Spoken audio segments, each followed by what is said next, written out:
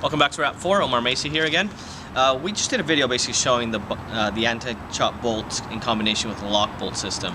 Now these are very good for getting the best performance out of your paintball gun, but we cannot reiterate enough to basically select your paintball, the size of the paintball, make sure it's not egg-shaped, and it's generally best to stay on the higher size paintball, so anywhere from the 6.84 even to 6.87 size. It's just usually the best thing. So once again, we're going to show the Lok-Bolt T68 with the anti-chop bolt, and we're going to go through a couple different types of paint. Basically paint that we've selected and also paint that we've seen to be undersized and basically very brittle. And the reason why we're showing this is because even despite all of these systems, choosing paint is one of the best things you can do to get the best experience out of this. So first we're going to try it with the magazine we've experienced has been known to have problems.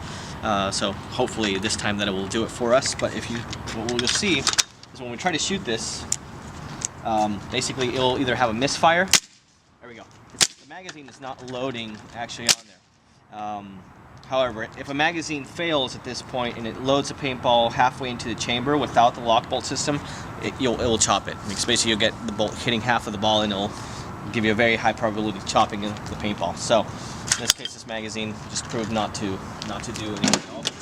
Once again, Lok-Bolt with the standard magazine. There we go. And once again, so once you go through the system, you have this distinctive sound of the bolt hitting the Lok-Bolt's mechanism, and it's not chambering. Okay.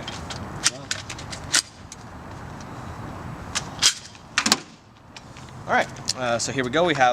Now this is the paintballs that have been undersized and basically brittle, but most important, they're undersized. Balls that are extremely undersized will have a very high potential of chopping, or actually more so than chopping. Sometimes the magazine pressure alone will break the paintball against the chamber, and definitely barrel breaks. But again, so even with all these mechanisms in place, it's very likely to get a chop if you're not selecting your paint correctly. So let's go ahead and shoot this and see what kind of results we get.